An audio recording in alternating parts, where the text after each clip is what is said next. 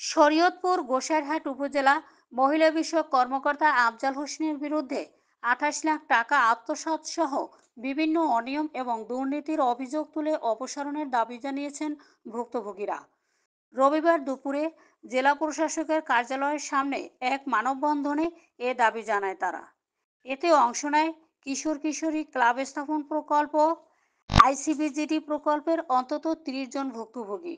মানববন্ধনে ভুক্তভোগী অভিযোগ করে জানান, গোসাইরহাট উপজেলা মহিলা বিষয়ক কর্মকর্তা আফজাল হোসেন দায়িত্বে আসার পর আইসিবিজিডিতে প্রকল্পের আওতায় উপকারভোগীদের বেতনের 28 লাখ টাকা আত্মসাৎ করেছেন।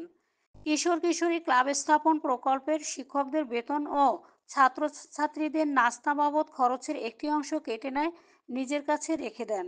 এছাড়া তিনি নারী শিক্ষিকাদের রাত বিরাতে মোবাইলে কল করে কুপ্রস্তাব দেন বলে অভিযোগ ভুক্তভোগীদের। এ সময় তারা মহিলা বিষয়ক কর্মকর্তা আফজাল হোসেনের অপসারণের দাবি জানান।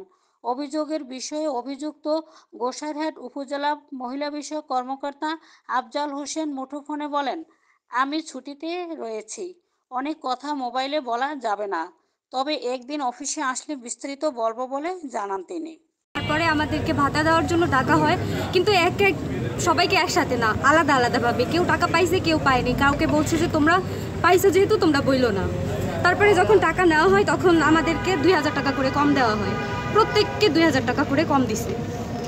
রাত বিরাতে আর কি ফোন দেয়, মানে আমাদের অফিস টাইম হচ্ছে সকাল 10টা থেকে 4টা। সে প্রায় 10টা সাড়ে 10টায় ফোন দিবে, ফোন দিয়ে বলবে কি, ম্যাডাম যে আপনাদের আলোরপুর থেকে কিছু গর্ভবতী কার্ড এনে দিবেন, তো ওইখান থেকে আপনি 5000 টাকা করে ভুক্তভোগী থেকে নেবেন, নেওয়ার পর আপনি 3000 টাকা আমাকে দিবেন আর 2000 টাকা করে আপনি নেবেন। এইভাবে নিয়ে আপনি আমাকে করবেন, মানে কিছু গর্ভবতীর কার্ড এনে দিবেন। পরে আমি বললাম যে না স্যার, আমি এই ধরনের ব্যবহার আমি করতে পারবো না, কারণ আমাদের এলাকার মানুষজন খুবই মানে দরিদ্র, তো আমি তাদের সাথে এই ধরনের বেমানি করতে পারবো না আর কি, এরকম। তারপর থেকে সে আমার সাথে ওই যে আমি তো আর লোক নিয়ে দেই নেই, তারপর থেকে সে বাজে আচরণ করে। অফিসে গেলে তো আমাদের তুচ্ছতাচ্ছিল্য করেই, এমনকি মানে তার সাথে যে আমরা অফিসিয়ালি একটু কথা বলবো সে সময়টুকুও দেয় না আর কি। যদি